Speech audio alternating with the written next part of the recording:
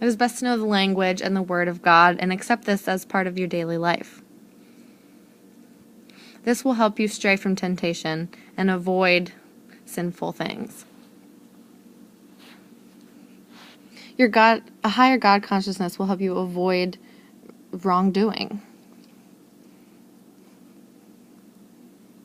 So that is why God created Ramadan, to help us follow Him more closely. So there's 3 reasons I want to discuss why Ramadan was set up. The first is this God consciousness that I've described, feeling closer to God.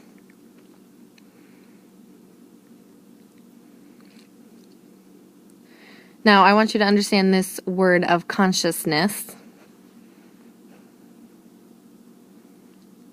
It is really a way of thinking, your perspective on God.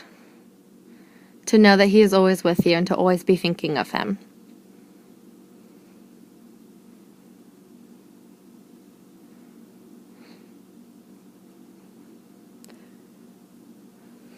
So there were 2 friends in the Quran. One was a friend that he very much looked up to because the Quran, he had memorized so much of the Quran and knew it so well. So he asked his mentor,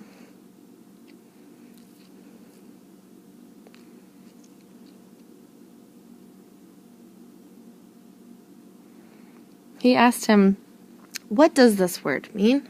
What does consciousness mean? So he told him to imagine that he's walking down a path. And there's roses on either side that are growing, and they have thorns. Each one has several tiny thorns. So as you're walking through this path of roses, what do you do? How do you tread? Do you tread lightly? He answered, I would put the clothes onto my feet and I would walk very slowly. I would wrap the clothes around my feet and I would be very, very careful. I would look where I was going. I would tread very lightly and try not to step on any of the dangerous thorns. So this story is an example of Ayowa, which means consciousness. Being careful during your actions and thinking of God when you are acting. It means being careful, watching where you step. It's the same idea as studying the Quran, accepting that and using that in your daily life. So the next reason why Ramadan was created, there's a chapter in the Quran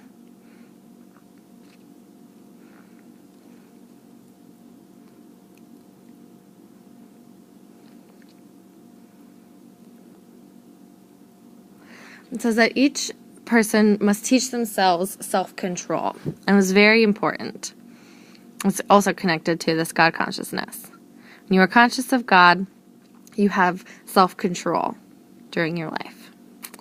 People who study the Quran, people who become experts at studying the Quran, this means that they can avoid temptation, they can avoid sin, and they can understand what is the right and wrong thing to do.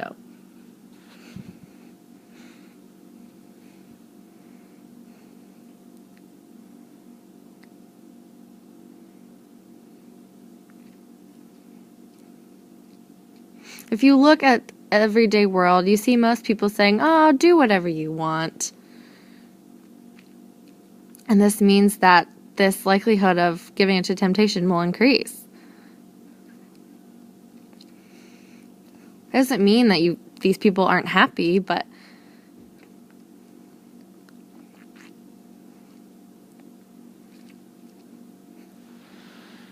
the people who follow God's teachings are very different.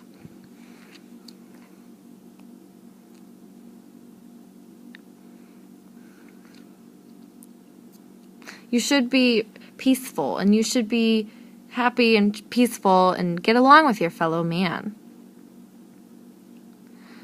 our happiness should not be at different levels. We should all be equal as people.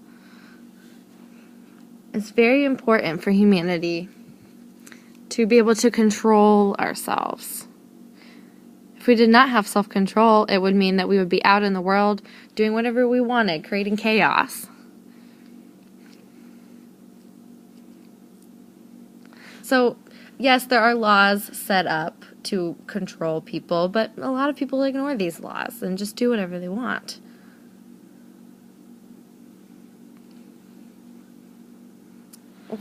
This is an example. A few months ago, there was a man, and he was going 250 when the speed limit was far below that. He was just breaking the law, doing whatever he wanted. He was ignoring this law that had been set up for a speed limit. Religion has rules, yes, but they're more like expectations.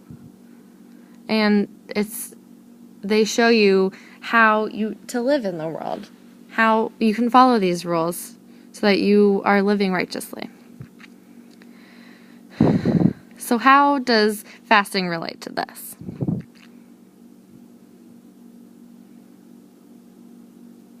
If you do not eat or drink during the day, this gives you less of a chance to focus on other temptations and other sins that you could be committing.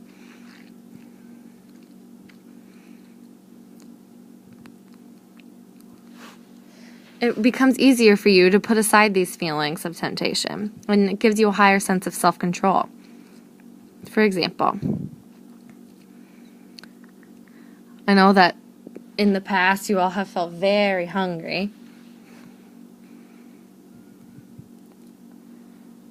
And what were you thinking when you were so starving?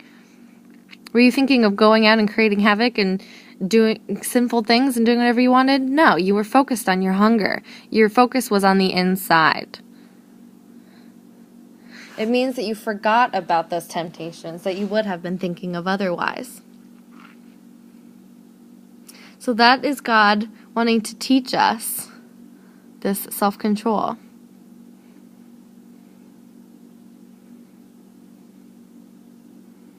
So that is God's gift to us. He's giving us self-control through our hunger and through our thirst during fasting.